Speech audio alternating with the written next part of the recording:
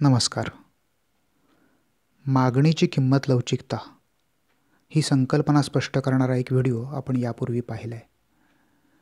तुम्ही जर तो पाहिला नसाल तर खाली डिस्क्रिप्शन बॉक्समध्ये त्याची लिंक दिलेली आहे. तो व्हिडिओ अगोदर पहा, कारण मागणीची किंमत लवचिकता मोजण्यापूर्वी तुम्हाला ती संकल्पना स्पष्ट असायला हवी. तर आपण आजच्या या व्हिडिओमध्ये मागणीची किंमत लवचिकता मोजण्याची एकूण खर्च पद्धत पाहणार आहोत. वस्तूच्या किंवा सेवेच्या मागणीची किंमत लवचिकता आणि त्या वस्तूच्या खरेदीवर होणारा एखाद्या व्यक्तीचा किंवा एखाद्या कुटुंबाचा एकूण खर्च यांचा जवळचा संबंध आहे. आपल्या नेहमीच्या उपभोगामध्ये अशा काही वस्तू असतात की ज्या वस्तूंच्या किमती वाढत असताना आपण त्या वस्तूची खरेदी कमी नाही करू शकत आणि त्यामुळे त्याच्यावरचा खर्च वाढत जातो. काही वस्तू अशाही असतात की ज्यांची किंमत कमी होत असते, मात्र किंमत कमी झाली म्हणून आपण त्या जादा नाही खरेदी करू शकत किंवा जादा नाही खरेदी करत, त्यामुळे त्याच्यावरचा खर्च कमी होत जातो. त्यामुळे ही आपला वस्तूच्या खरेदीवर होणारा खर्च आणि त्या वस्तूची असणारी किंमत लवचिकता यांचा हा जवळून संबंध येत असतो. त्यामुळे आपला खर्च किती होतो एखाद्या वस्तूच्या खरेदीवर, त्या वस्तूची किंमत बदलत असताना आपला खर्च कशाप्रकारे बदलतो या आधारे सुद्धा त्या वस्तूच्या मागणीची किंमत लवचिकता किती आहे किंवा कशा प्रकारची आहे हे आपण समजावून घेऊ शकतो. वस्तूच्या मागणीची किंवा सेवेच्या मागणीची किंमत लवचिकता मोजमापाची ही एकूण खर्च पद्धत सर अल्फ्रेड मार्शल यांनी तयार केली आहे किंवा यांनी विकसित केलेली आहे. मागणीची किंमत लवचिकता वस्तूची किंमत बदलण्यापूर्वी आणि नंतर त्या वस्तूवर होणाऱ्या एकूण खर्चाची तुलना करून शोधता येते असं अल्फ्रेड मार्शल मानतात. म्हणजे एखाद्या वस्तूची किंमत बदलण्यापूर्वी त्या वस्तूवर एखाद्या व्यक्तीचा किंवा एखाद्या कुटुंबाचा किती खर्च होत होता आणि त्या वस्तूची किंमत बदलल्यानंतर त्याच वस्तूवर किंवा त्या वस्तूच्या खरेदीवर त्याच कुटुंबाचा किती खर्च होतो, या दोघांची तुलना करून वस्तूच्या मागणीची किंमत लवचिकता मोजता येते किंवा समजावून घेता येते असं मार्शल यांना म्हणायचं आहे. सामान्यतः मागणीची किंमत या पद्धतीनं आपण ज्यावेळेला मागणीची किंमत लवचिकता समजावून घेतो त्यावेळेला ती आपल्याला एकतर ती एकपेक्षा जास्त आहे, एक इतकी आहे किंवा एकपेक्षा कमी आहे एवढंच सांगता येतं. जसं शतमान पद्धतीमध्ये आपण निश्चित स्वरूपाच्या आकड्याच्या स्वरूपात सांगू शकतो किती आहे, 0.5 आहे किंवा 0.7 आहे, 1.2 आहे असं आपण शतमान पद्धतीमध्ये सांगू शकतो.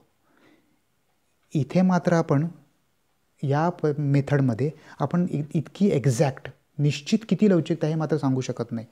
मात्र आपल्याला ती एक आहे, एकपेक्षा जास्त आहे की एकपेक्षा कमी आहे एवढं मात्र निश्चितपणे सांगता येतं.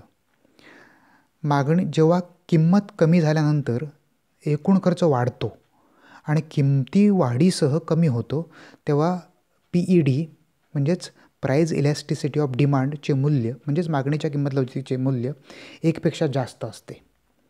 म्हणजे थोडक्यात जेव्हा वस्तूची किंमत आणि त्या वस्तूच्या खरेदीवर होणारा खर्च या दोघांमध्ये एकमेकांच्या विरुद्ध बदल होतात. किमती वाढत असताना खर्च कमी होतो आणि किमती कमी होत असताना खर्च वाढतो. त्यावेळेला त्या वस्तूच्या मागणीची किंमत लवचिकता एकपेक्षा जास्त असते. लक्षात ठेवायला सोपं आहे बघा. जेव्हा वस्तूच्या किमतीमधले बदल आणि त्या वस्तूच्या खरेदीवर होणारा खर्चामधले बदल ज्यावेळेला एकमेकांच्या विरुद्ध दिशेनं होतात, म्हणजे एक वाढत असताना दुसरा कमी होतो किंवा एक पहिला कमी होत असताना दुसरा वाढत जातो, असे ज्यावेळेला बदल होतात त्यावेळेला एकूण खर्च पद्धतीनुसार त्या वस्तूच्या मागणीची किंमत लवचिकता एकपेक्षा अधिक असते. जेव्हा वस्तूच्या किमतीत बदल होण्याच्या प्रक्रियेनंतर वस्तूवरील एकूण खर्च अपरिवर्तित राहतो म्हणजे बदलत नाही, तेव्हा मागणीच्या किंमत लवचिकतेचे मूल्य एक इतके असते. वस्तूच्या किमती वाढल्या काय किंवा कमी झाल्या काय यापैकी काही जरी घडलं तरी जर त्या कुटुंबाचा त्या वस्तूच्या खरेदीवरचा खर्च तोच राहत असेल, बदलत नसेल, तर अशा परिस्थितीमध्ये त्या वस्तूच्या मागणीची लवचिकता एक इतकी असते या पद्धतीनुसार. आणि तिसरी गोष्ट म्हणजे जेव्हा किमती कमी झाल्यानंतर एकूण खर्चसुद्धा कमी होतो आणि किमती वाढीसह वाढत जातो. वस्तूची किंमत कमी होत असेल तर खर्च पण कमी होतो, वस्तूची किंमत वाढत असेल तर त्या वस्तूच्या खरेदीवर होणारा कुटुंबाचा खर्चसुद्धा वाढत जातो. तेव्हा त्या वस्तूच्या मागणीची किंमत लवचिकता एकपेक्षा कमी असते. अशा प्रकारे सोप्या पद्धतीनं या मागणीची किंमत लवचिकता या एकूण खर्च पद्धतीच्या आधारे मोजता येते. नीट पुन्हा एकदा लक्षात घ्या, जेव्हा दोघांमध्ये परस्पर विरोधी बदल होतात, एक वाढत असताना दुसरा कमी होतो किंवा एक कमी होत असताना दुसरा वाढत असतो, त्यावेळेला मागणीची किंमत लवचिकता एकपेक्षा अधिक असते. ज्यावेळेला किमतीमध्ये कसेही बदल होत असतात, वरखाली होत असतात, मात्र त्याच्यावरचा खर्च बदलत नाही, तेव्हा वस्तूच्या मागणीची किंमत लवचिकता एक इतकी असते. मात्र जेव्हा वस्तूच्या किमती आणि त्यावर होणारा खर्च यांच्यामध्ये एकाच दिशेने बदल होतात, म्हणजे वस्तूच्या किमती कमी झाल्या तर त्या कुटुंबाचा खर्च पण, त्या वस्तूवरचा खर्च पण कमी होतो. वस्तूच्या किमती वाढल्या तर त्या कुटुंबाचा त्या वस्तूच्या खरेदीवरचा खर्च पण वाढतो. असं ज्यावेळेला होतं त्यावेळेला वस्तूच्या मागणीची किंमत लवचिकता एकपेक्षा कमी असते. आपण एका उदाहरणाच्या साहाय्यानं समजावून घेऊया, म्हणजे तुमच्या आणखीन चांगल्या रीतीने लक्षात राहील. इथे आता वस्तूची किंमत 6, 5, 4, 3, 2, 1 अशी कमी कमी होत जाते. त्यावेळेला वस्तूची मागणी 1, 2, 3, 4, 5, 6 अशी वाढत जाताना दिसते. तिसऱ्या कॉलममध्ये त्या वस्तूच्या खरेदीवर होणारा एकूण खर्च दिला आहे आणि चौथ्या कॉलममध्ये लवचिकता दिली आहे. याचे 3 पार्ट करूया आपण. याचे हा एक भाग, हा दुसरा भाग आणि खाली तिसरा भाग. आता पहिल्या भागामध्ये ह्याला आपण ए म्हणूया, हा बी आणि हा सी. या ए पेअरमध्ये किंवा या ए जोडीमध्ये वस्तूची किंमत 6 वरून 5 होते, म्हणजे कमी होते. त्यावेळेला मागणीच्या नियमानुसार किंमत कमी झाली की मागणी वाढते. त्यामुळे त्या कुटुंबाची त्या वस्तूची मागणी मात्र 1 वरून 2 होते. असं असताना त्या वस्तूवर होणारा खर्च जो आहे तो वस्तूची किंमत 6 असताना एक नगसंख्या असल्यामुळे 6 रुपये होता, तो आता 5 रुपये झाल्यानंतर नगसंख्या 2 झाल्यामुळे तो 10 होतो.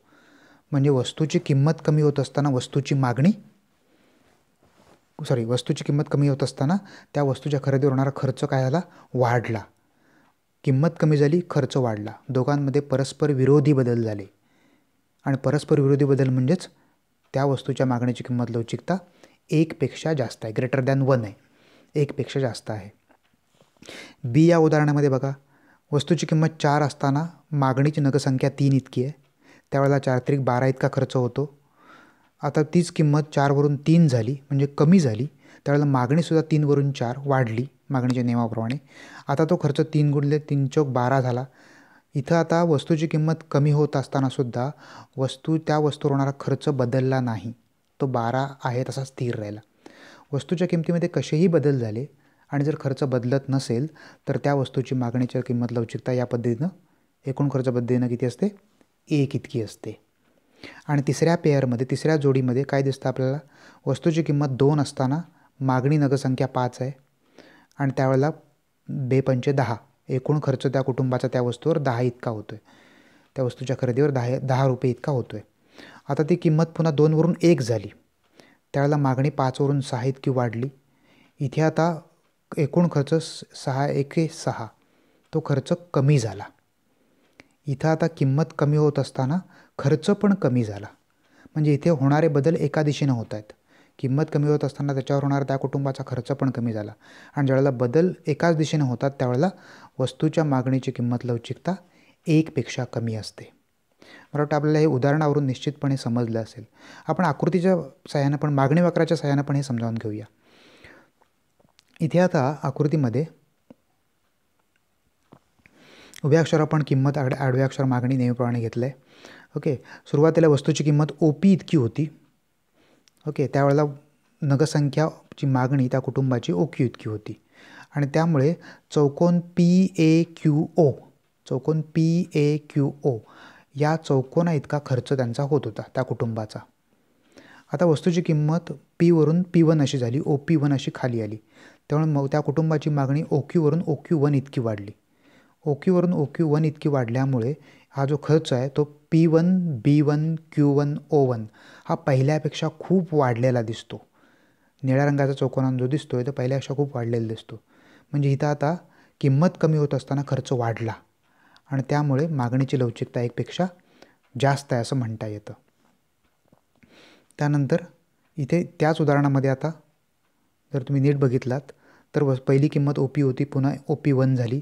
पहिला खर्च OPAQ आणि इथे आता दुसऱ्या वेळेला किंमत कमी झाल्यानंतर जो खरेदी वाढले OQ1 असे झाले, त्यामुळे एकूण खर्च OP1 B1 Q1 असं झालं आहे. या दोघांचं जर क्षेत्रफळ बघितलं साधारणपणे सारखं आहे, सामान्यतः सारखं आहे. म्हणजे याचा अर्थ एकूण खर्च बदलला नाही आणि एकूण खर्च बदलला नसेल तर किंमत लवचिकता 1 इतकी असणार आहे. आणि तिसऱ्या उदाहरणामध्ये इथे आता किंमत मगासारखी OP होती, ती OP1 अशी कमी झाली. किंमत कमी झाल्यामुळे मागणी वाढली, परंतु पहिला जो खर्च होता OPAQ, चौकोन OPAQ या चौकोनात पहिला जो खर्च होता तो आता बदलून OP1 B1 Q1 असं झालं आहे. या दोन्हीचं क्षेत्रफळाचा जर आपण नीट अभ्यास केला, नीट लक्षात घेतलं तर लक्षात येईल की नंतरचं क्षेत्रफळ जे आहे ते कमी आहे. OP1 B1 Q1 या चौकोनाचं क्षेत्रफळ या पहिल्या चौकोनापेक्षा कमी आहे. त्यामुळे याचा अर्थ एकूण खर्च घटला. म्हणजे वस्तूची किंमत कमी होत असताना खर्चसुद्धा कमी झाला, एकूण खर्चसुद्धा कमी झाला. त्यामुळे इथे मागणीची किंमत लवचिकता 1 पेक्षा कमी आहे. मागणी वक्रावरून सुद्धा आपल्या लक्षात आलं असेल की इथे आता एकूण खर्चाचा जो बदलतं स्वरूप आहे ते स्वरूप मागणी वक्राच्या आधारे सुद्धा लक्षात घेता येतं आणि त्या आधारे सुद्धा किंमत लवचिकता किती आहे हे सांगता येतं. इथे तुमच्या लक्षात आलं असेल की तिन्ही उदाहरणामध्ये मागणी वक्राचा आकारसुद्धा किंवा स्वरूप उतारसुद्धा बदलत गेला आहे, कारण मागणी वक्राचा उतार लवचिकतेवरून ठरतो. त्यामुळे लवचिकता जशी बदलत गेली तसा उतार पण बदलत गेला आहे. मला वाटतं यावरून तुम्हाला मागणीची किंमत लवचिकता मोजमापाची ही एकूण खर्च पद्धत समजली असेल. धन्यवाद.